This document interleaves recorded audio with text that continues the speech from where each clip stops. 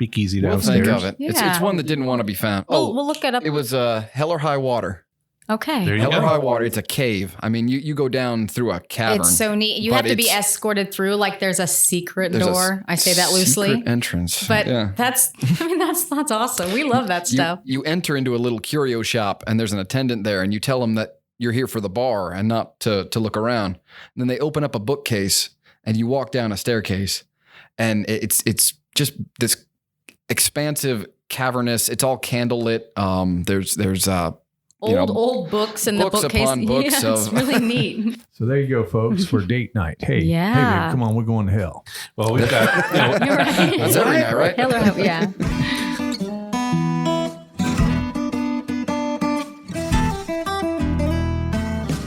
Welcome to another trip down the Bourbon Road with your hosts, Jim and Randy. So grab a glass of your favorite bourbon and kick back.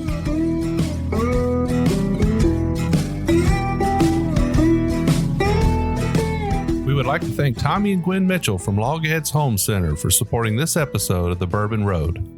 Find out more about their fine rustic furniture at logheadshomecenter.com.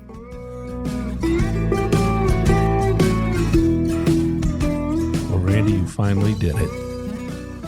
Yeah, I finally. What did I did? Well, you finally got a musical group on the show. Yes, we finally got a musical group. You know, when you talk about bourbon culture, music's part of it, you know. And so when you get a group called Whiskey River, you kind of got to see what that's all about, you know. And April and Cole on the show there. Bourbon stewards. Absolutely. Yeah. Great young couple. Getting married next year. Yeah. April Allen and Cole Bixler, Whiskey River Live. And I don't know, how do you get the name Whiskey River? And evidently they have it trademarked. Yeah. You know, there's every state you go in has a Whiskey River somewhere, you know, and it's usually a club, not a group. So these guys are out of Richmond, Kentucky. They're a folk music duo. They do a lot of covers, but they also have some of their own original work. And the original work, I think, is has gotten them noticed. And we understand there's supposed to be some national TV exposure here shortly. It's so pretty exciting for them. Absolutely. But they are both ex or vet, U.S. Army vets, both served our country and actually met in Washington, D.C. At an event. It's kind of doing shows for the servicemen. But you know what? What really amazes me is how the more and more times we do these interviews, the more and more people are popping up to be certified bourbon stewards. We're going to have to work on that, Jim. I think we do need to. I think you're right. But fun show, and they've got an interesting recipe to share, and we'll try to get that video. We videoed them making their signature drink there. So That was a lot of fun. I had a great time. Yeah, it was. All right. So let's get on to the show. Sounds good. All right.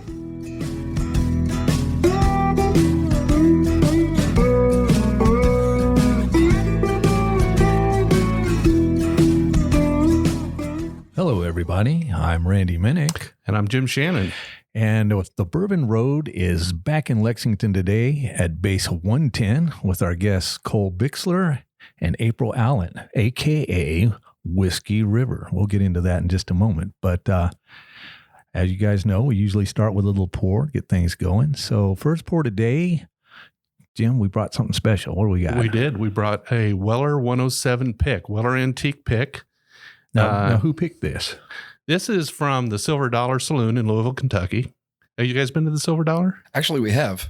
Wait, I don't remember. It must have been a good time. Yeah, it's a great place. They do some great picks there. And obviously they serve their bourbons there. And then they've got another outlet where you can actually go and buy their bottles, a bottle shop. So this is, can you read the label? Is it barrel number 6? Pick number 6? Oh, okay. Yes, it's number 6, the Silver Dollar number 6 Single Barrel Select. So Weller 107, it's 107 proof. It's a wheated bourbon. It's one of the Weller products. It's kind of hard to find. You know, I guess it's a little easier to find than the Weller 12. Yes, Quite a it bit. is. Quite a bit. Not as easy to find as the green label Weller, the Weller Special Reserve. But it's good stuff. Why don't we try it? Sounds good. Sounds Let's good. do it. Digging the collar on this. Ah, there's that liquid sunset right there. It's a nice amber color. You can tell it's been aged for a minute. Yeah, I don't know what the average age is on a Weller 107. I know we just picked a barrel day before yesterday over at Buffalo Trace, and it was for the foolproof pick, and I think it was a little over 7 years. Mhm. So it's probably 6 to 8 year or 7 year time frame. This one specifically, I'm not sure. For a 107 proof, it's pretty well balanced. It's a nice sipper. Yes. Mhm. I think it's kind of got a little bit of kind of a fruity cherry kind Right. of flavor to it. The nose for me was a little subdued on this. It wasn't as wasn't As our friend from Mash and Drum would say, he'd say it was a little muted, just a little muted on the front end. I like the flavor. It's a little spicy. For a bourbon, yeah, it's a little Mhm. spicy. It gets a little bit from the wheat. But Leaves a tingle on my tongue it's got afterwards. a nice long finish. I'm still tasting it. Hmm.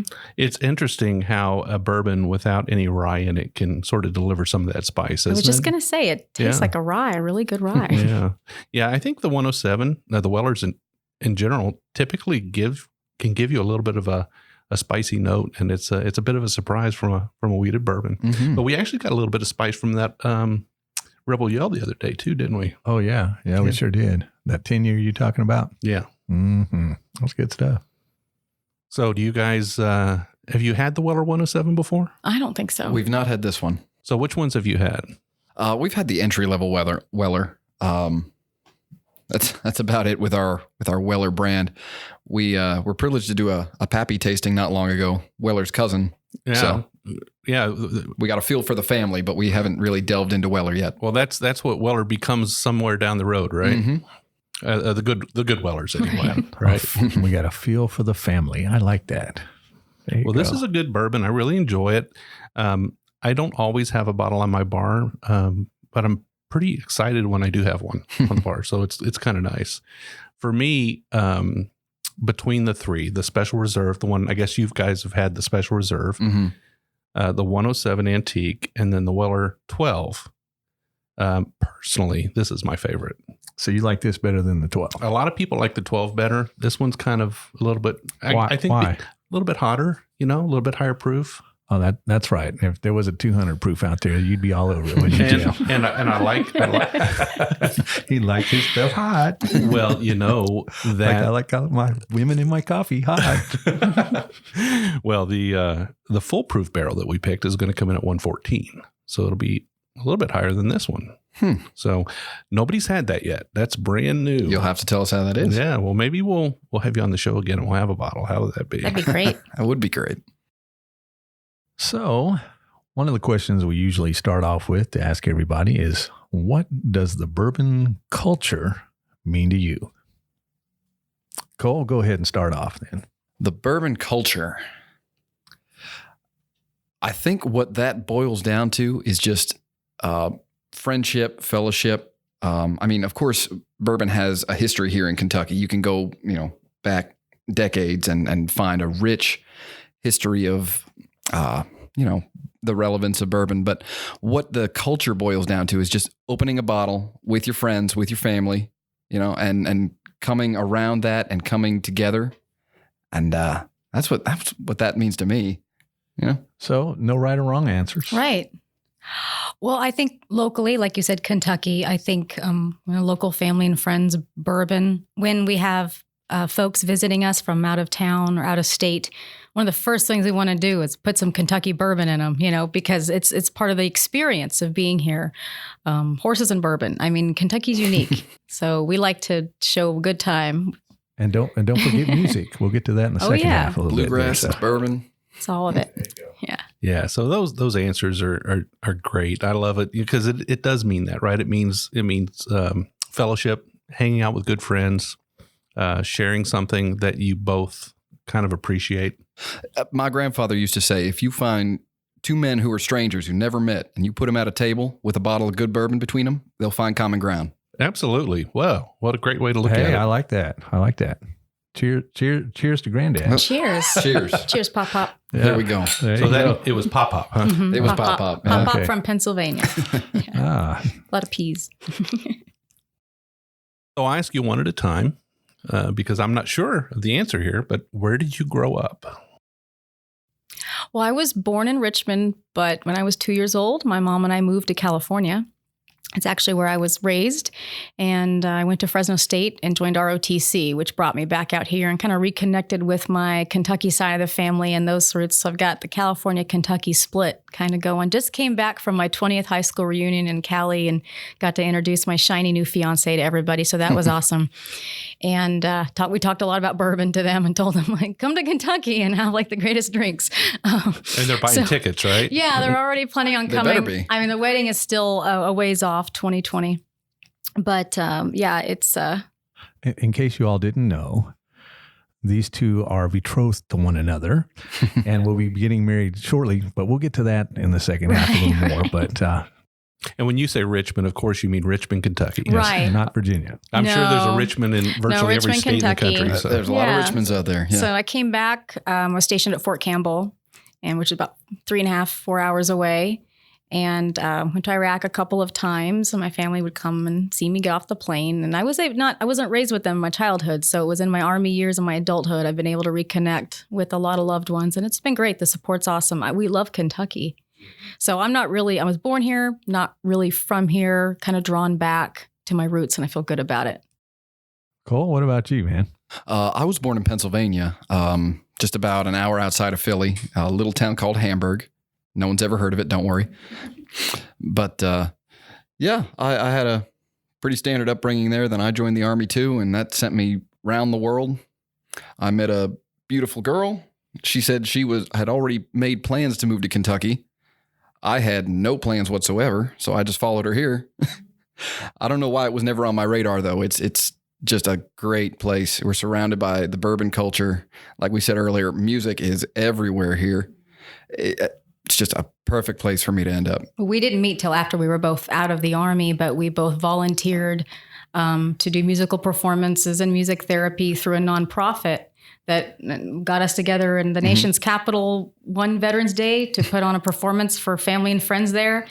And we were put in a USO rehearsal room together. And yeah, I heard him sing, he heard me sing, and it was kind of the start. I heard an angel sing, and I opened the door. Oh my gosh! saw you. Now So it's starting. Boy, this bourbon is getting sweeter by the hey, minute here, yeah, this folks. is the bourbon that makes you super sweet. We'll have to get this one. He's always in a good mood, but it seems a little extra sweet today. So So did you guys go on your first date in D.C.? Yeah. Was it? It was. Ruth, It was Chris? at least in Virginia. Mm-hmm. Maybe not DC proper, but right. Well, I was in just a part of my life where I was single with 2 children and wanted to leave Virginia, wanted to come back home or go somewhere where I had some kind of support system, kind of starting over. You know, a lot of people go through that, and we had just sort of met, and then I was like, my house is selling. I'm moving to Kentucky. We had just started dating, and it was one of those, I would never ask him or beg him or make him feel guilty about coming with me or staying home or whatever. But I was like, that's where I'm going. I have family there.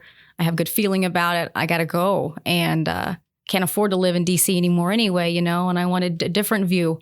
So he decided to come out here and check it out. And he loved it. He loved Kentucky. We love it here. We've only been here 2.5 years. yep, Oh, so you haven't been here that long. Not that long. not too long. Still need the GPS driving around Lexington. So So let's move on to that first bourbon experience. When was the first time you had it? Where were you? the first one I remember is with you. Oh, really? Yeah. Oh, so Oh, so you guys are pretty recent. that's to a this? late Because experience. we sort of came to Kentucky at the same time, and it was just sort of everywhere. I was always a gentleman's jack kind of girl, and I really didn't dive into the culture or had an interest in it like I do now. When I was in the Army, I was just too busy and too tired. Just no time to party. But I think it was our love of bourbon started kind of just being here. Being here really opened it up. Yeah, I was a Jack Daniels guy too before I moved here.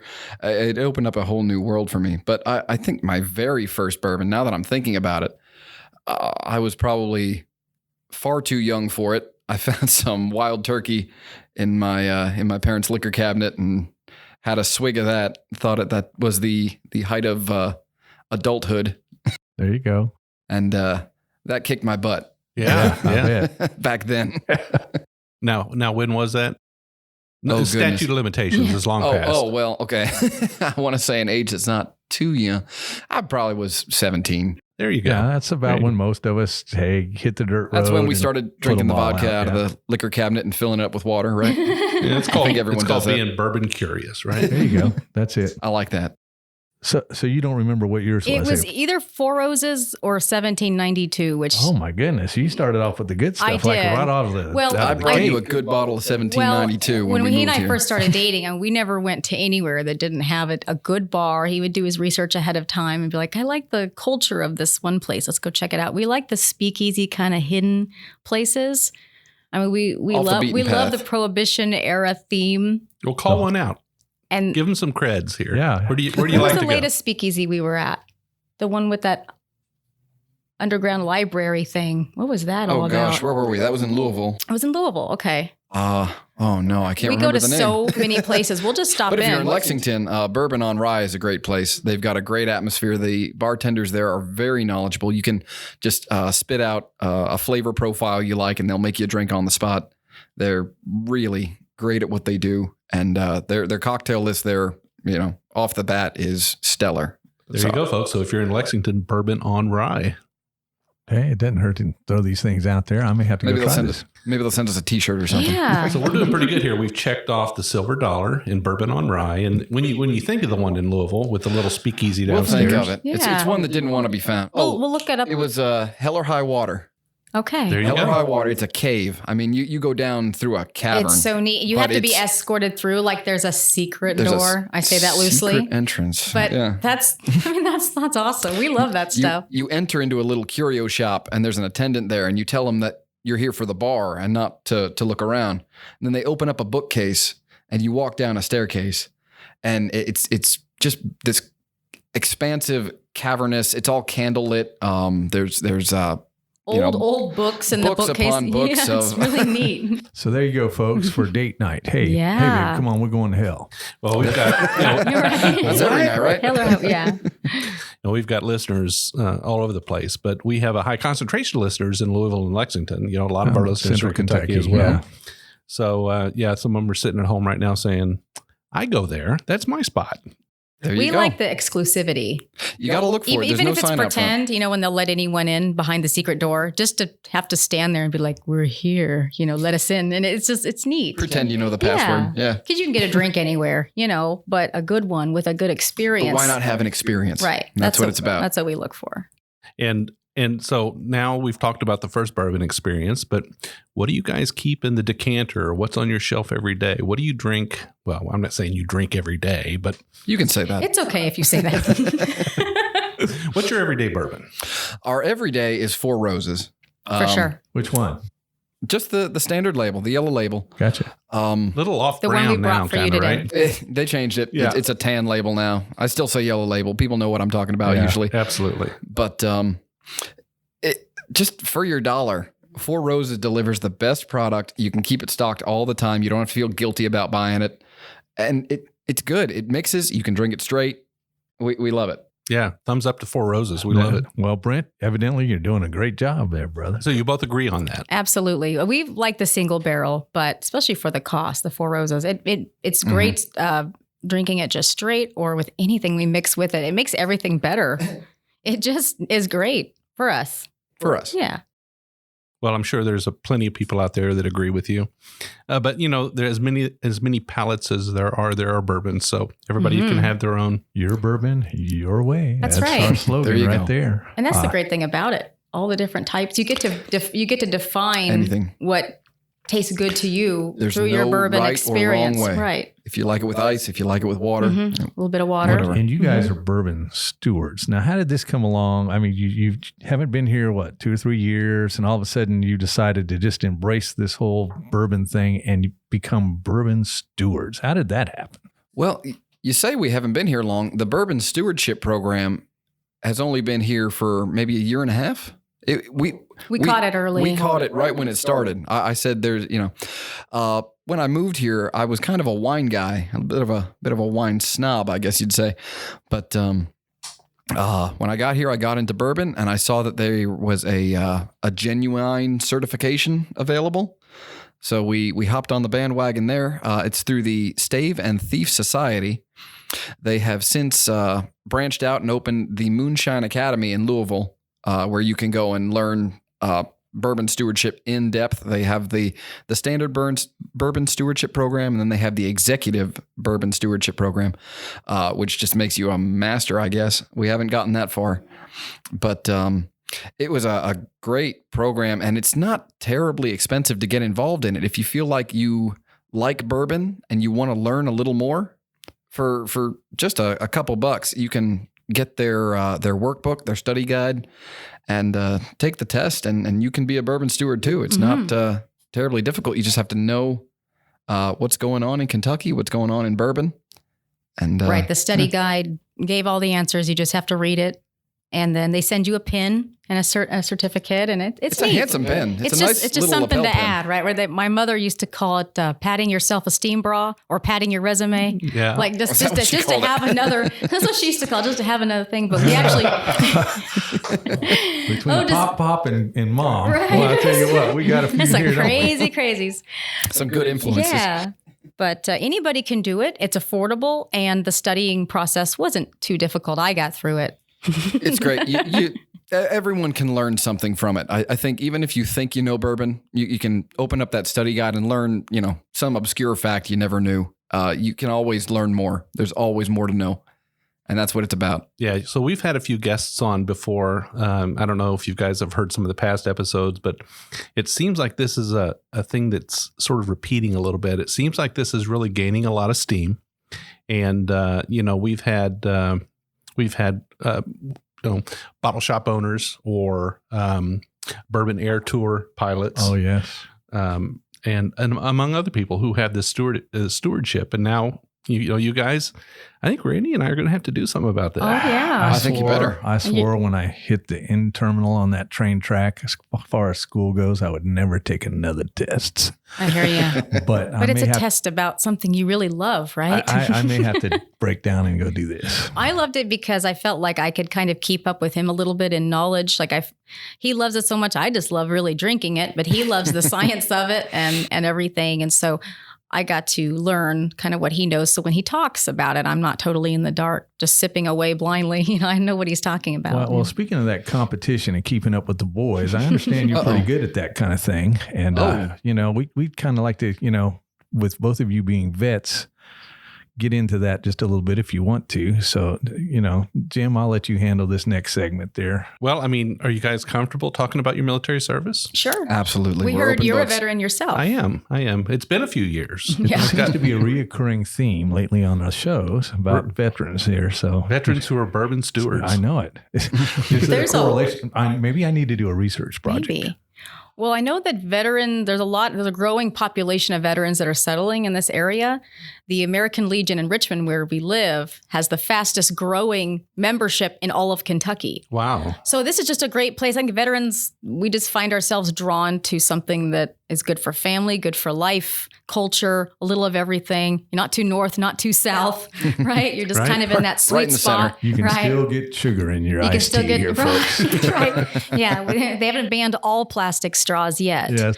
But We just came back we from came back California. That was a problem. You have to ask for a straw, even if it's really obvious you need one. And then what they do give you is this paper thing that just falls apart. You're like, great for the earth. I'm just gonna walk around with my own plastic straw from now on. But yeah. Concealed carry. There you go, folks. Oh, we did that you too. Well, But now you don't have to. Now you don't have We to. paid for the class Now and we're ahead of the game. got the thing. And now that's like, you don't have to have it anymore. You can carry your gun anywhere. So it's kind of That might be a different discussion. right. Well, do you want to tell me about your career? Well, yeah, April, go ahead and start us off there. My military career. Oh my gosh. Well, I was at Fresno State when 9/11 happened, and I was about halfway through college. So it was sort of a calling. I didn't want to drop out of college, so I did finish, but then I did ROTC. So I became an officer in the Transportation Corps, and I got to Fort Campbell and went to Iraq a couple of times with the 101st Airborne. Just a great, exciting, terrifying, wonderful, memorable time, all the things at once. I got out because it was so rough. It was year on, year off. You were going to be in the sand every other year, whether you liked it or not. And I saw a lot of families really suffer. It's just so hard. The fathers suffer enough, but as someone who wanted to be a mother someday, I couldn't imagine, because technically after 3 months of having your baby, they can deploy you.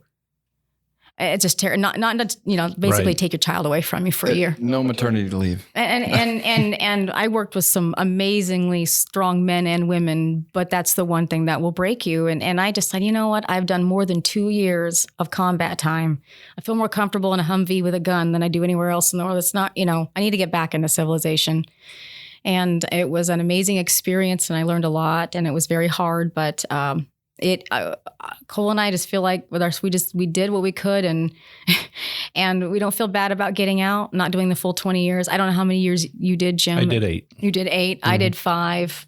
I think you did 3 or 4. I did 4 with active, some 2 reserve reserve. time. So, that seems to be long enough for a lot of people. So it was good, It's enough but for I'm me. glad it's over. Yeah, burnout rate must be pretty quick. It's hard. You know what? I give massive kudos and thanks and praise to the people who do 20 years. It's not for everybody. If you're listening and you want out, it's okay. But to those guys who stick it out, I mean, thank you very much. You guys were meant for that. That's the only way you could do that. It was a great And how experience. did you guys adjust when you came back from your deployments? Was it easier for you, or did you have difficulty adjusting? I had some family members pull me aside in concern. Yeah. Nothing crazy, but just she's changed. Yeah. And how can you not? And I was in Tikrit, the first deployment, Southwest Baghdad, the second. I was always with artillerymen or infantrymen back when women weren't even supposed to be in those units. I wasn't allowed to wear the insignia or have the flag, but I was still doing the same job, carrying the same weapon, the same weight, the same vest, in the same truck with them, ready to do the same mission. And so it was eye-opening for me. I was, the first 2 years of my Army career, I was the only female officer in an entire battalion of about 400 to 500 soldiers.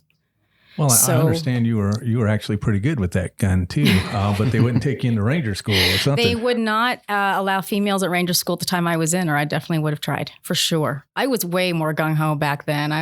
You were briefly I the commander was just- of I had a company that of a wouldn't company. allow women. Like We were in the company that was attached to the battalion that technically didn't even have a women's restroom in the building. When I showed up my first day to report to my boss, there was only one door and it had a male sign on it, and I had to, make a female sign and be like, here, when I'm in here, this is going on the wall, and tried not to make a sound, tried to blend in, and stopped wearing makeup and doing anything feminine, and just became one of the guys. But that's all I cared about at the time. I tell you what, I loved welcome it. back. Welcome back. So true. Yeah. So true. But Thanks for coming back. that's what I had to do to get through it. But that's the adjustment. I had to toughen up real quick.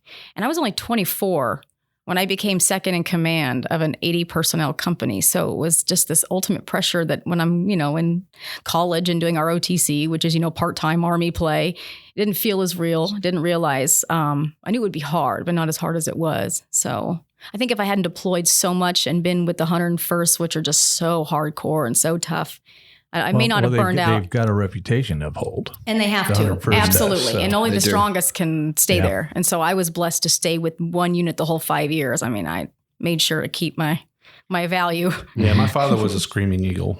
Awesome. But myself, I was in the Navy. I was in the submarine force. So Nice. my deployments were a little bit different than yours. Up from the Solitude. depths. You got to see maybe some beautiful things of the world. I got to see, Fort Knox, Kentucky, and then Iraq. And that was it. Yeah, I didn't really get to see much, Well, they don't tell you when they say, "Hey, come see the world, join the Navy." That 70% of the Earth is water. Oh, so you saw the world. You saw a lot of water. Yeah, man. So, you guys met after the military, then. Mhm. So Doing music. Doing. We volunteered to do a musical performance at an Army base. Was it an Army base?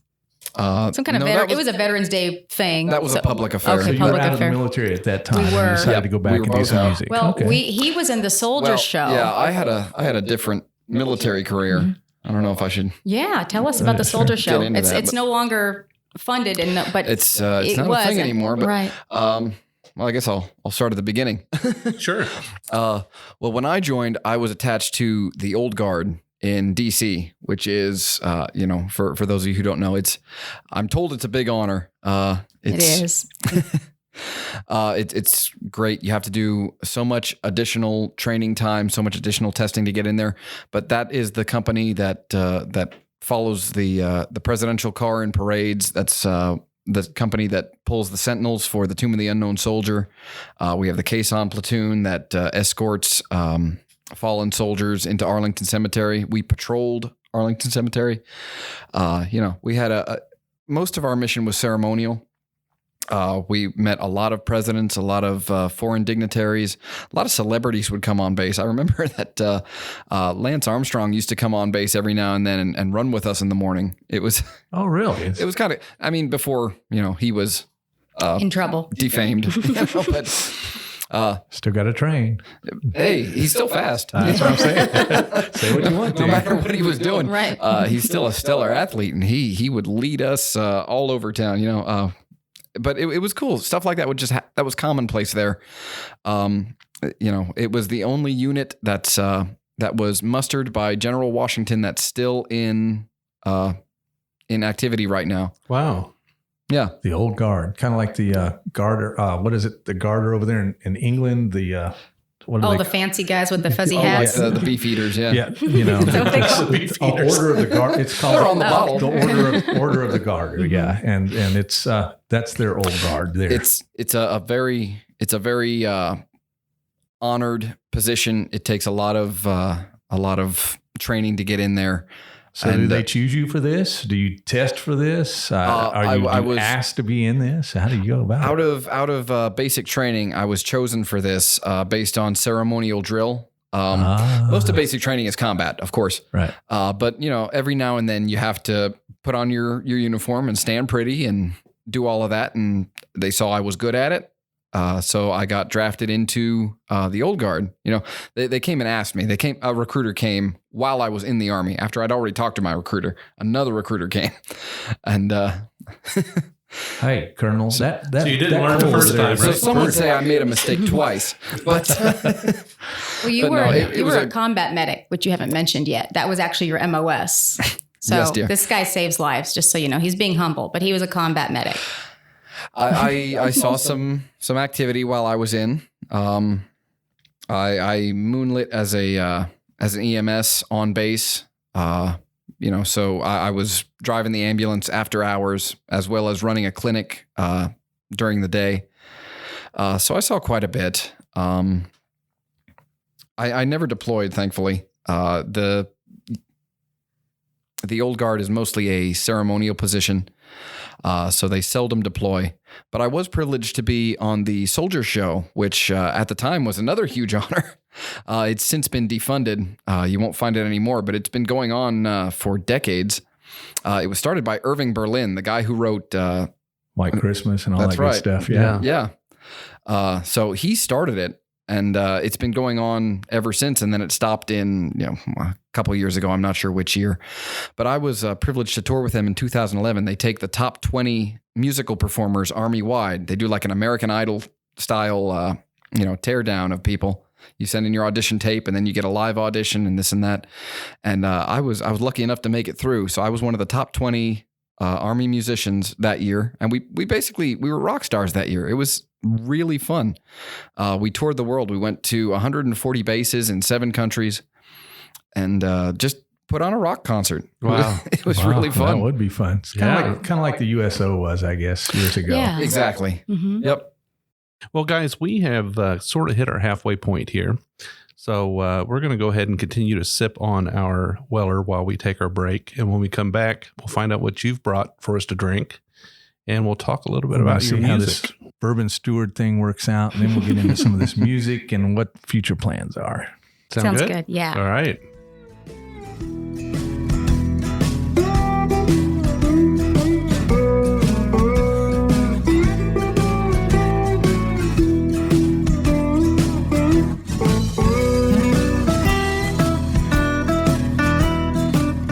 We would like to thank Tommy and Gwen Mitchell from Logheads Home Center for supporting this episode of The Bourbon Road.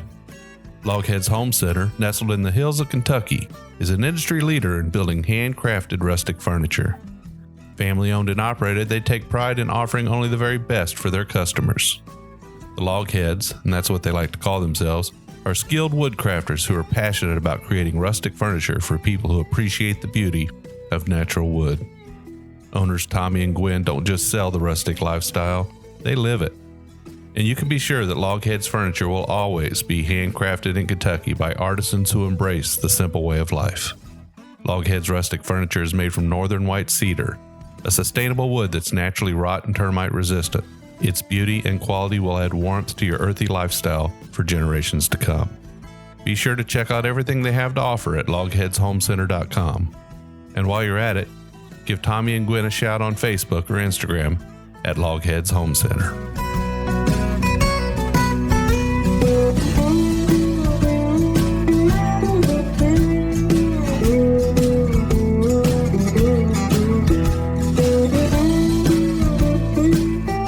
So welcome back to the second half of the show. We're here with Whiskey River, Cole and April.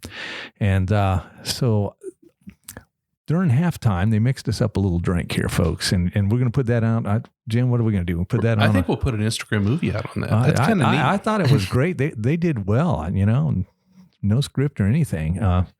So you made us a drink, a little cocktail here, and as bourbon stewards, I know it's going to be just freaking awesome.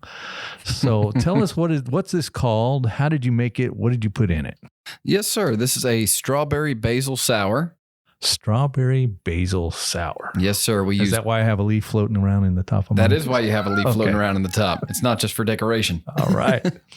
But yeah, we used 2 ounces of Four Roses bourbon, 1.5 ounces of a homemade strawberry simple syrup, which you could. So what is in this simple syrup? I like that idea. Yeah, homemade. You can make this at home. It's so easy. You just get a skillet, put on a cup of water, get it boiling, add a cup of sugar. Now you have a simple syrup. Then you add about 15 to 20 strawberries that you've cut in half and let them simmer. Just let it simmer for half an hour or so. And what you've got is a strawberry flavored simple syrup. Super good. You can put it on ice cream. You can put it in your bourbon. It's fantastic. So do you have to strain that or anything? Yeah, you'll have to run it through a strainer, get all the bits of strawberry out, of course. You know why you're going to have to do that, folks? And those of you who know me know that I am not a strawberry fan because strawberries look like they have a bunch of fleas sticking out of those things. We're going to get them to try it, though. And I have told them that I'm going to brave this and we're going to do this today. And the strawberry thing here. But yeah, so it was 2 ounces of Four Roses, 1.5 ounces of that strawberry syrup, and then half an ounce of lemon juice, just to kind of counteract the sweetness, sticky, sweet fruitiness Gotcha. of the syrup, and garnish with a basil leaf, and you've got a strawberry basil sour. Wow. Okay. It smells good, I will say. All right, Randy, quit talking. I'm ready to try Let's this. try it. Well, you definitely get the basil right off the bat. Mm-hmm. He puts basil in it when he shakes it, and then another one for garnish afterwards. Yep. So the flavor's really infused. This looks like a summer drink to me. If I was sitting there, and you were to come to somebody's house and they're sitting back there on the porch, this looks like something. You know what this would go good with? If you had one of those pizza cookers out on your back porch, the stone pizza cookers. And you would go with that. Wouldn't it? Because of the basil, I think, but it's delicious. The strawberry's not that strong in this. Right. I actually kind of like this. Well, there you go. Good. And there's 2 ounces of bourbon in there. In my experience, it goes down too smooth. Right. So you got to be careful with it. Well, he's learned through watching me drink them down a little too easily. Well, you can definitely taste the bourbon in this. So this is a spirit-forward cocktail. No doubt about it. Absolutely.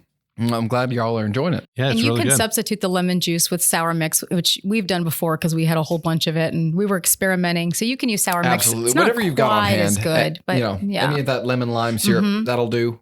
Or any fruit. I want to try it with peaches. I was going to ask about the simple syrup. You can make peaches, strawberries, blackberries. Absolutely I guess Anything. Yep. And a lot of folks don't realize that what you're paying, $8 for in the store, you can make it home for a fraction of the cost. Any fruit you like, boil it with some sugar and water at home and just watch the magic. We've It's made so peach easy. syrup. In the fall, we like to do a little. We'll boil some apple simple syrup and put on cinnamon, coriander, like all those fall spices. really get something. You can add that to wine, to mullet. Oh, it's so you good. can put it in whiskey and make an old fashioned that tastes a little more like autumn. So There's a lot you can do at home. We definitely change our drinks due to the season it is. yeah, I was going to say the warm toddy can take on a whole new Yeah. persona now. And then I guess, huh? the peach simple syrup, Randy, that's right down your alley, right? Well, just look, why does everybody think just because I hung out in South Georgia for a while that I'm supposed to be a little peach boy? That's what I thought. Is that what? More a peanut guy, actually. But whatever. Peanuts and peaches. So, Whiskey River. The last time that I had anything to do with Whiskey River, it was actually a club in Macon, Georgia, that Jason Aldean used to play all the time. So when I was playing country music, I was kind of on the way down with the groups I was in as Jason Aldean was coming up. And he used to play at Whiskey River all the time. So when I saw Whiskey River, I was like, okay, country music, a club. So the name Whiskey River, how did you get that? What kind of stuff do you guys do? Because we're going to talk about music a little bit in this half here. Well, that's awesome. Well, the name is a popular name, obviously, and we did our homework. And a lot of people use the name at their establishments, and a lot of other bands are called Whiskey River, not locally that we have found, but they're around there. We actually bought the trademark and the logo that we use. So not that everyone is illegal in using it, but we are certified to be a traveling musical duo. We're just ahead of the game. If any other duos are out there. Well, the restaurant shouldn't be any kind of competition. So if but there are going to be any cease and desist letters, you'll be the ones issuing them. Yeah, if we're feeling cruel, I guess. Feeling particularly vindictive that day. Right. Because we'll start some merchandise soon. So when we told our story about coming to Kentucky together. We both have musical backgrounds. Well, let's talk about that let's not get the cart before the horse. Let's go back and start how this whole thing, when there you go. Did this whole music bug hit you guys? And I'm sure it's going to be different for both of you before we get to the together part. But well, he talked about the Soldier Show where he performed and sang, played guitar, maybe even multiple instruments, wide variety of shows he did for an entire year. But he was a musician before that. He started in church, right? You're going to introduce me? I thought you were going to go. I was just going to say Ladies that. and gentlemen, Nicole. Right. Well, yeah, I started in the church choir. I think I was 4 years old. I was actually, it's kind of funny. My church was so intimate that I was recruited for the church choir. Like someone heard me singing over the other 50 people in there. So That sounds about right. Yeah, but a lot of country people, that play country music, well, even rock and roll or gospel, that's where you start. Christian, it's For sure. where you start is in the church. Yes, sir. I used to play a banjo in a church. Get out of here. So banjo. a little bit of Five-string, blue, four-string, tenor, what? We had there was 4 ladies and one played a bass and I played banjo and guitar. Another gal played guitar, and we kind of formed a little Alison Krauss type group, and the church was accepting of it because when I first showed up, there was pretty much just piano music. And I was like, I have a music ministry in me at the time. I was real passionate about it. So that was fun. But when I was in the Army, they had an event called Operation Rising Star, which is like, you're talking about Military Idol. It's like that. It's like American Idol, but for the military, and they still have it today.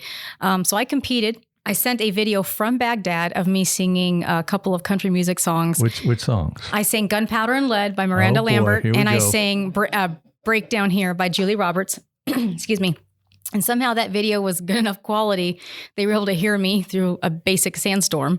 But they contacted me, and it was towards the end of my deployment anyway. And they said, you've made it to the finals to Operation Rising Star. So I got to fly straight to the Capitol, and we played live on the Pentagon Channel. This was over 10 years ago.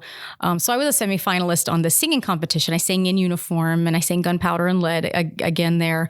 And we had some group performances and stuff. So that's rather apropos, I think, for somebody in uniform. It was difficult. It was funny because that was the last year they made, because military family members could also compete. But see, they got to dress up and look like, and I had to stay in uniform with a tight bun and look all professional. I couldn't quite let my hair down, so to speak, and sing a country song or have a guitar or anything like that. So, so things that changed after that. But I don't think they had that competition anymore either with funds. I'm not sure they do. Because the military was starting to recognize that a lot of service members who have talent put that to the side, instead of just focusing on my career and getting vocal lessons and all that. We were serving our country. So it was nice to have that opportunity to come out of the ashes of that and be like, hey, I can still sing. I can still do this. And it gave us a platform. So because he did the Soldier Show and I did Operation Rising Star, we both got to know the same kind of people, Army-wide music people who recruit military music talent. So every time there's an event or something going on that's military and music related, we tend to get that call. So that's how we met, was we got one of those similar calls, come to DC and put on a performance for this at the show. And that's how we met. And then when we got to Kentucky, we just didn't want to stop. I mean, I'm a songwriter at heart. That's my passion. And we had written a couple songs together, and I had put it out there, and a little bit it's hard when you write from your heart and you want to put something out there. You're a little bit, I don't know if I'm ready. Well, there was someone with a record label called Eminent Music, a guy named Chaz Childers, who found us on Instagram, probably how you guys found us, and contacted me and had a conversation with me. I sent him a few of our songs, and then he said, please come to Nashville and just play live one time. So I know. Where in Nashville was you at the talking? Valentine. We played at the Valentine. Mm-hmm. Okay. And at a thing called Cowboys and Sweethearts with a lot of different other musicians. And basically we finished the set. He walked us right outside and said, I don't have the paperwork in front of me and it's coming, but you're on my label. And he just didn't want to lose us to anyone else. He signed us on the spot. Yeah. So it's really neat. So not only do we get to make an EP, which will be about 5 songs, and we'll see how that goes. And then he wants to make another one. The songs that we write, we get to sell to people like Jason Aldean. In fact, we got a recent email. We get the same email that all those producers, like for instance, I can't remember the name, but it was someone big like Kenny Chesney or Miranda. And it's like, what kind of music are they looking for? Anything but ballads. They're very specific. They want hit country songs, but no ballads. And then the next name, like Luke Bryan, it'll just say looking for straight country hits and rock. They have a certain style that they want. And our I call him our boss, but the label, they'll send that to us and be like, do you have any songs that could fit this? So we get to sell. So a song we write may get to wind up on one of their albums. Wow. And that's our goal. And we're writing our own at the same time. So you guys are going to be doing more demo stuff to give to actual other artists, not necessarily do your own thing. We're doing both. Because it's like whichever one is the most successful, because the songwriting's great. There's a lot of excellent musicians. Maybe the stage life, tour life isn't for them, but they write some killer songs, and that's fine. They get to stand back and watch someone else shine. We're on the same email list as like Luke Bryan and Jason Aldean. Like all the songs that are pitched to them also come to us. So if we snatch them up, I mean, then we have that hit song. Right. We do have 2 songs that he's already purchased for us. And from what he explained to me, the same people that produced Eye of the Tiger, do you remember that hit? Yes. They put out this country song. They wrote this country song. It's called Prom Night in Pontiac. And fantastic. It's just reminds me of like a Lady Antebellum, kind of a younger crowd feel. It's going to be fun at prom, obviously. And it's about a prom night in Pontiac, Michigan. And it just has a cool lick. It's just a cool sound. And we're like, we want it. And they're already great producers. And so we bought it. It's a number 1 song. I hope we can do it justice. Yeah, If it had gotten So to are it. you guys going to record that here in Kentucky, or are you going down to We'll Nashville? probably go to Nashville. We're going to go to Nashville where for that. Where do they have you recording in Nashville? Do you know? Well, at Eminent Records. Okay. He has his own studio there, but it's a smaller studio. It's a Sony affiliate. So, and he has so many artists he assigned at once. I think he just went on a talent hunt, and now he's got his people. We're in queue. He can only get so many records through. In the meantime, he's like, just songwrite like crazy. Just keep writing. And we need the time. So it works out. And a lot of people, even Chris Stapleton made it as a writer. Absolutely. Britt Cobb, a friend of mine who's doing the Americana stuff, he made it as a writer before he ever decided to tour. Kaylee Hammock, another lady I worked with, who's warming up Miranda Lambert and some of those on tour now. She went as a writer with some of the publishing houses before she actually made it. And that's supposed to be the ticket in. And Kaylee's the goal. on a rocket ship to the moon right now. Right. She's doing great right now. I can't believe I worked with her when she was 17 and go, hey, girl, remember look, me. They don't want 4.5 and 5 minute songs in Nashville. You need to make that sucker about 3.5 minutes or less. And now she's killing it. So anyway, but yeah, I think you guys are on the right track. With We'll the let writing you guys stuff. know when we have, it's going to be a while, but we'll let you know when we have that EP ready. In the meantime, we are working on some songs, and we have an original that we're going to send you guys later. It's called Cry Me a Whiskey River. Awesome. Oh boy. So well, there you go. It's a duet. Yeah. And we love it. We love doing it. And he wrote a song called Not Getting Jack. Like I'm not getting Jack, but I'm getting Jack. Yeah. I'm getting Jack. Sorry. But it's a fun song about partying. And then he gets home. It's a friends in low places kind of song. Yeah. And his wife's pissed that he's been out all night. Like, well, I guess I'm getting Jacked, but meaning Jack Daniels at least, hopefully right? this is not what they call a self-fulfilling prophecy. It's not from personal experience. No, we can sing from any perspective. I think, just the party crowd is going to love it. And that's the fun part of doing that, at least, We get to adopt different personas. We get to write all these songs. It's a lot of fun. Because my wife has gone, excuse me, when were you out doing such and such? And I was like, babe, I'm just putting myself in that particular whatever. Right. If we write a breakup song, it's not that we're breaking up. It's just, because you're a blonde and I drink bourbon and I wrote a song called Blondes and Bourbon doesn't mean that it's necessarily about you. It's not about you. No, I get that whole thing. But let's not put the cart before the horse here and go back to when it all began. So who were some of your early influences? I was definitely was it always country? Was it rock? Was it metal? Gospel, since you started in the church thing, contemporary Christian? Where did it start? I had a great tutor in the gospel sense. The choir leader back in the day, his name was Brian Hartman, and he is still a mentor today. I still keep in touch with him. He gave me voice lessons when I was in adolescence, and he really set me on the right track. But as far as influences, I think Garth Brooks was definitely a major influence, as well as Billy Joel. Really? Okay. So a little bit on the rock pop side there. I just liked songs that were stories. A lot of times today you get songs about I'm sad, I'm going to the bar, I'm happy, I'm going on a trip, whatever.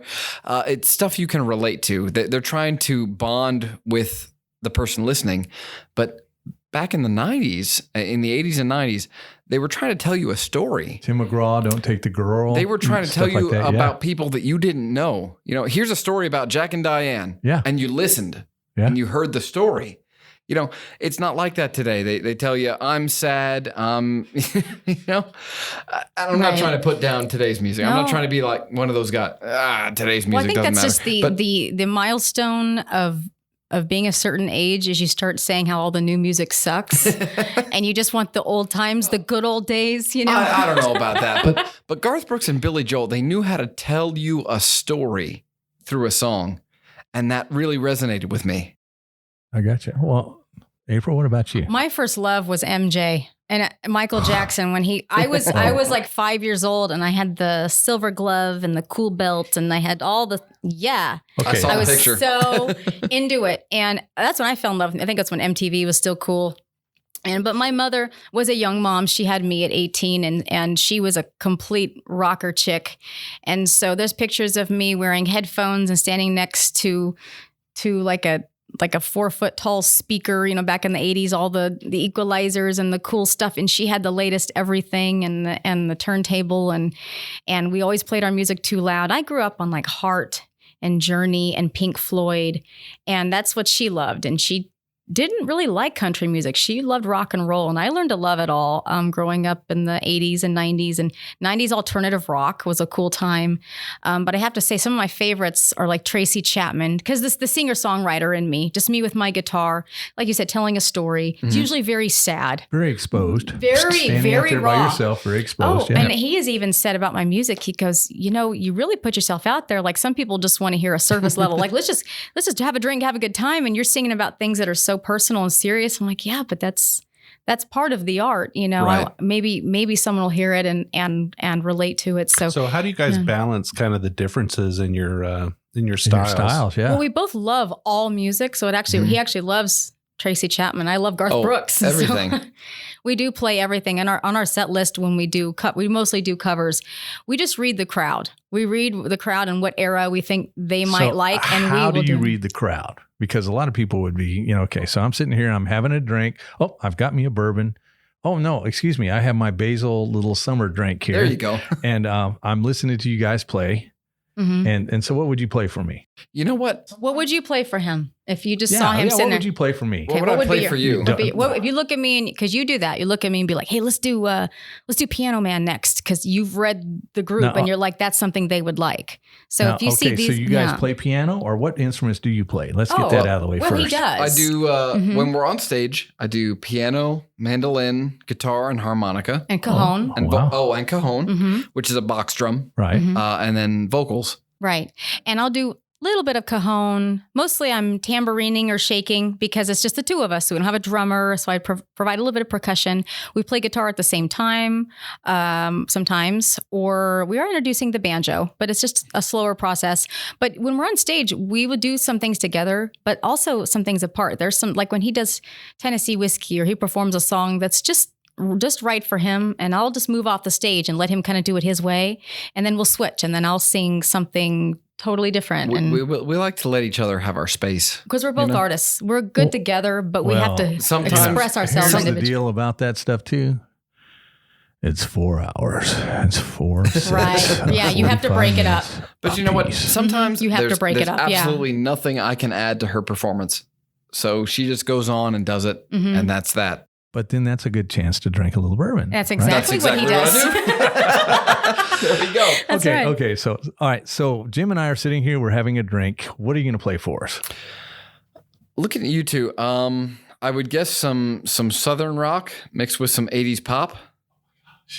He's a big Southern rock fan. I would just do thought you some guys good. nailed Sweet that Home one. Alabama. See, he's so good at mixed reading with them. some Jack and Diane. And see, I like Mixed- it all. You guys don't understand. I know what I would I used to play. be a Then I put in DJ some- at a classical radio station. Some Believe it or Bruce not. Springsteen. Oh, yeah. And then go Oh, back yeah. to some Leonard Skinner. There you go. There you go. And That would work. You Yeah. know, we just read the crowd. And we've already had it happen that we'll start a song and no one's involved. Right. No We- head nodding, no We one look making around, eye no one's contact. bopping, Right. no one's, mouthing the lyrics, and we stop. I mean, we'll finish the song, but I mean, but then we'll completely change course afterwards and be like, no one's digging, whatever we're notice playing. So that yeah. no one reacted to that, and we'll try something We else. try not to you be know? just background noise because most people want to hear some nostalgia, and he's so great about reading the crowd.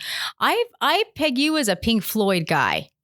But I I do could like be Gilmore. totally wrong. I really love Gilmore's guitar parts and stuff. Floyd's not something I would always listen to. There's times and different For things. sure. But I'm sitting here trying to think of what I am, and I'm probably would as, you as like? much more. You talk If you were about to music. request a song for us to play, what would you request? No, just assuming we could play anything. Just to throw you guys a curveball, I'd probably say, hey, why don't you play me Blackbird by the Beatles? The Beatles. We can do That would be Blackbird. nice. Blackbird, yeah. We do that. Come on, That's see very us do focused that. and sweet. And the reason I say Yeah. that is it's very sentimental to me because one of the times I got in trouble playing music was I was in a club with a guy who had won the first Be a Star competition on the Nashville network. Mm-hmm.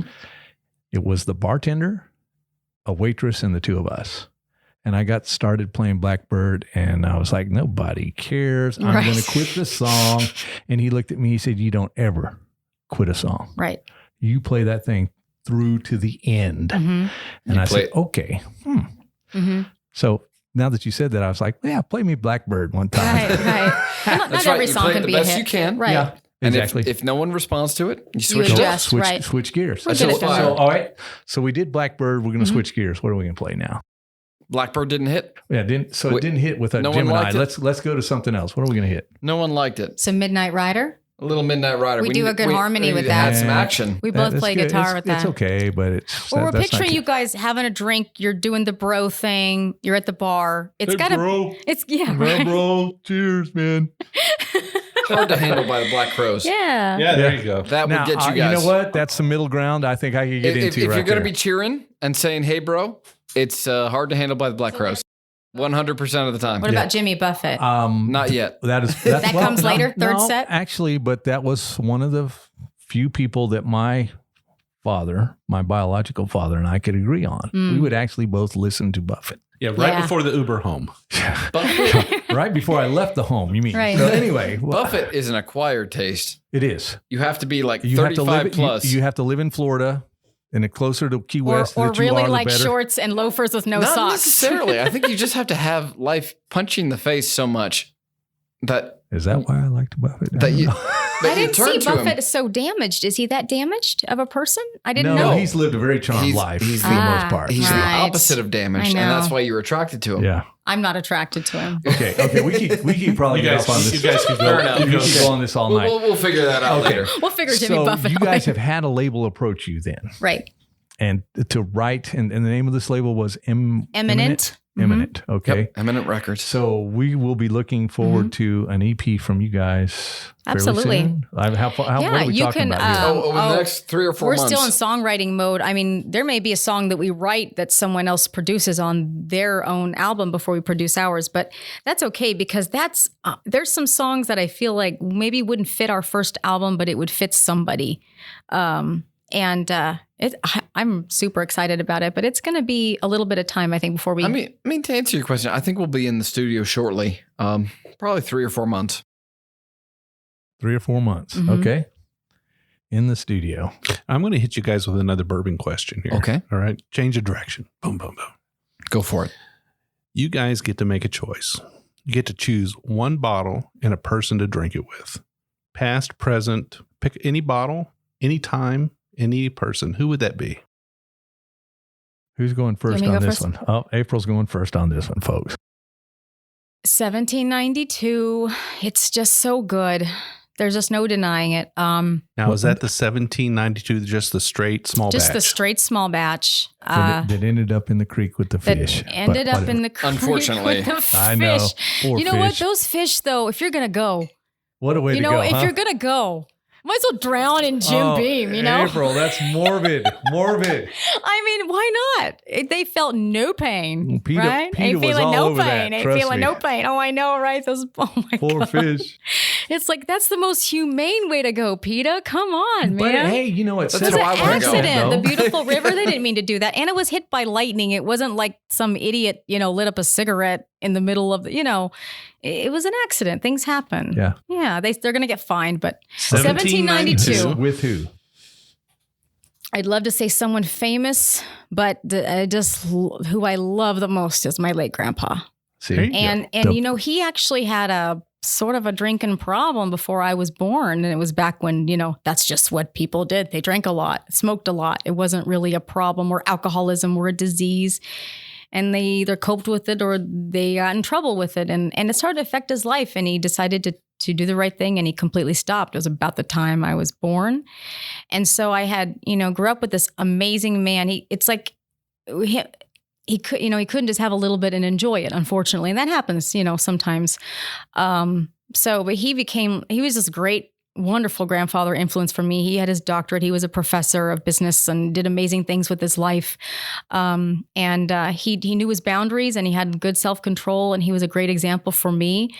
But I always wish now I was 20 when he died. But I do wish that I had been able to just have like a drink with my grandpa before he went. Like, why not? And he died of cancer. Last 5 years of his life, he was battling it.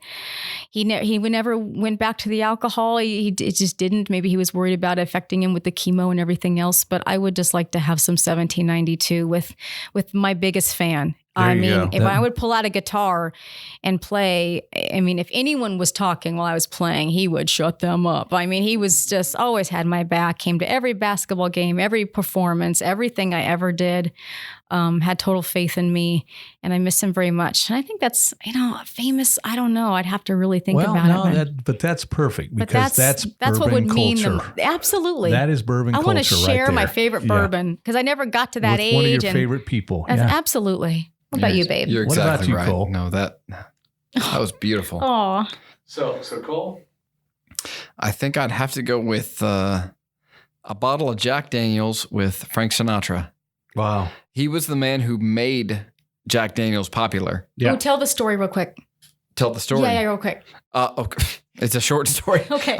Jack Daniels was nothing when Frank Sinatra was touring. He happened to like their brand, and he promoted it everywhere he went. And that is why Jack Daniels is such a staple today. It's because of Frank Sinatra. Well, I didn't and know he that, raved but about that's it. cool. Yeah, Mhm. wow.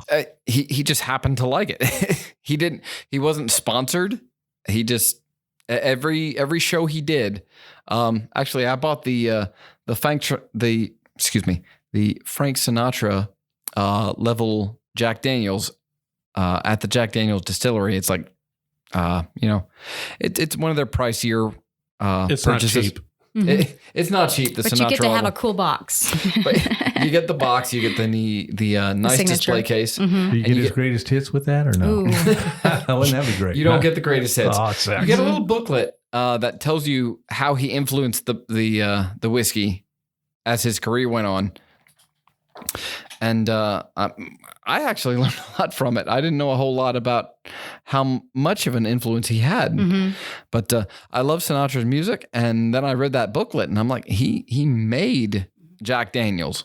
And But- it's good. They deserve it. They weren't going to have the Right. standing that they had Right. without his endorsement. Mhm. Well, Jim, we don't have a problem, giving a shout out to our Tennessee cousins. That's I don't right. think, If I had to choose someone famous, it would be who everyone says I sound like when I sing. It'd be Stevie Nicks. Oh, have a drink with Stevie Nicks. Oh, that girl and I could share some stories. Just being in her presence would make me a better human. Yeah, I saw her at the first Bourbon Beyond. So We saw her too. Was that last year or the year before? yeah, were you up front where she was telling everybody to quit smoking? We yes, were.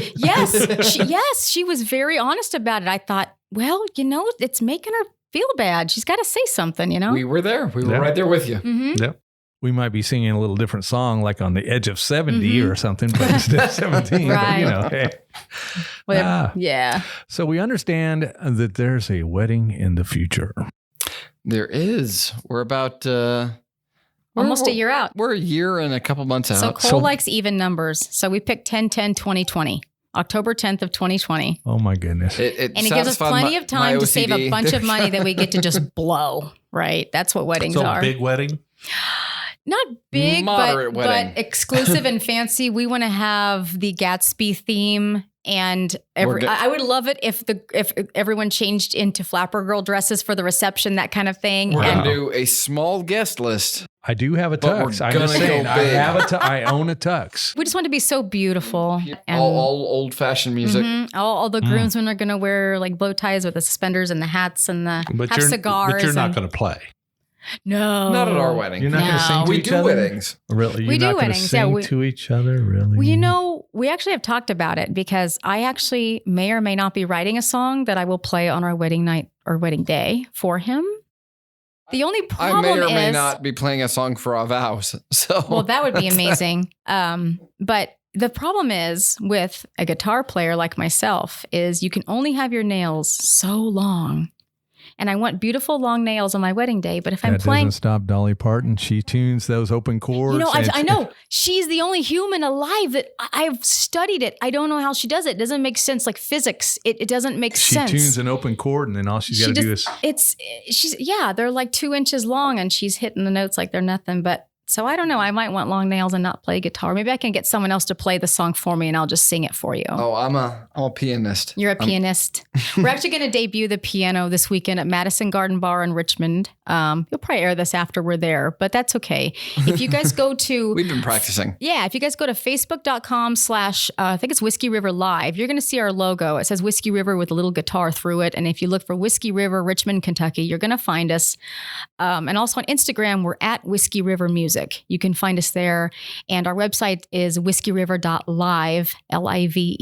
Mhm. So we try to keep everything updated. I always try to post something. We're playing just about every single weekend in Richmond or Lexington, or between that or a wedding or music festivals. We're going to be in the Manchester Music Fest the weekend of August 29th, 30th, and 31st. Check that out, you guys. There's going to be some amazing, amazing bands there. I don't know. I mean, how we got picked up for that was there is a video on our Facebook page of Cole singing with our daughter. and she has a developmental delay in speech and communication, so she can sing, and music in general affects her deeper than just words and speaking. She doesn't speak well, but she sings. She sings, and so he's singing a song with her. And the guy who recruited us said he's like, "That's literally the only video I needed to see of you guys." Oh, that's awesome. Was him singing with Isn't our that great? daughter, and Yeah. he happens to sound great in it, which is a plus. But it was about the moment, and I think I put like a caption, like some of the best musical moments are right here at home with the kids, and they love music. They try to always come downstairs and grab a cajon or a shaker with us. They're 7 and 9, so they're real little and influential, and think that we're so cool, at least for now, you know. For now. Yeah, you're you're cool cool now, moments. but Right. Enjoy those moments. There you go. Right. So plans for the future besides your EP? The wedding and the music and, And the the EP. wedding. Yeah, gosh, and raising children and living and drinking bourbon. What else are we doing? That's about everything. That was it. You just named it. Right. Well, I'll hopefully finish my doctorate in a couple of years and be teaching. I'd like to teach at EKU right there in Richmond. And we might have a mobile bartending business ready by then. I'd We'll sure see. like that. Yeah. I'm looking to start a mobile bartending business right now, a private bartending. Mm-hmm. And a blog you're starting. So you Yep. would do special events or just go Mhm. park on the street like corner? or what? weddings. No, like weddings. Because he's just so great at making drinks, as you could see. I mean, he just put on a Well, nice thank you. vest, and he's so polite to everyone. He's always been just great with people in the bar scene and handling that. You have to be a certain kind of person to Yeah. handle all that. And there's money in it, obviously, with weddings and special events. You see Mm-hmm. a polite guy behind a bar who knows what he's doing. You know what? And it's a great alternative to what a lot of wedding venues are offering. Mm-hmm. You know, they usually offer you a package, you know, for $1,000, you can have all this booze, but Right. what you don't drink, we keep. And it's like, hmm that's, And as you can that's see, not what you want. right. And with the drink we made today, we have a lot of these drinks kind of written down, just nice concoctions we've made. And I like to rename them and give them funny names. Like, you know how we did this a strawberry basil sour, and you have to smack the basil in order to get all the wonderful scents that come out of it. Mhm. And so I said, we should call it Smack of the Basil. And when I call it Smack of the Basil, we're going to Smack of smack the basil. Smack of the basil. Smack of the The basil. summer smack, you know. Just Summer smack. The Now, summer that's pretty smack. good. Yeah, that's got a So, ring. and us, Is that better? they're both, I like the summer smack. Summer smack. Mm. And so, but if you smack it, you have to say Smack of the Basil. Okay. Some people tear it, but I we didn't say smack that. it. All right, Okay. you didn't say that. Well, you guys, so you are on Facebook. You mentioned that. Mm-hmm. Instagram Mhm. At Whiskey River Music. at Whiskey, Mhm. Twitter, same. We don't do Twitter We're not yet. on Twitter. Yeah, it's just so much at once. Like we're We- just the we're- second we're- year into we're our not music, twits. so yeah, we're not tweeting. But like the president hogs all the followers anyway. So, but for right now, we just have the Facebook, and it's at Whiskey River Music on Instagram. Whiskey River, it's whiskeyriver.live is the website, and then Facebook is facebook.com/Whiskey River Live. So check out all the social media. Whiskey River may be flowing near you soon. We have one more announcement. I'm going to give you a teaser, and we actually can't give you any more information legally than what I'm about to give you, but we're saying this for the first time here. Uh-oh. Sometime in the next couple of months, we don't know when it's going to be on national television, but we will be performing, singing live on a station everyone has, whether they like it or not. I can't tell you the station name. Network station. A Okay, network giving station? anything. No, can't. We can't. But we will be performing live, and we will put it out as soon as we're legally allowed to. But you're going to be seeing more of us. We're not So going anywhere. follow Here us. first. You heard it here And, first. Yep. and National just wait for that television. announcement. Probably late August, early September is my guess. And we will update all of our social media pages as soon as we can announce what event or venue or station and all those good things. We can't say any more than that, but let's just say Whiskey River isn't going anywhere, and Cole and I have been asked to do some amazing performances in our future, and we We're can't, We're we only can't wait. growing. Yeah, Awesome. And we look forward to it. And we appreciate you guys hanging out with us today. this was fun. Thank you. And telling us a little bit about yourselves. And we will sure be looking in the future for that. And I think with that, Jim, we'll just call it a day and drink a little bourbon here, buddy. Let's drink a What do little you think? bourbon. All right. Sounds sounds good. good. Thank you so much for Thank having you. us, you All guys. right. Thank you.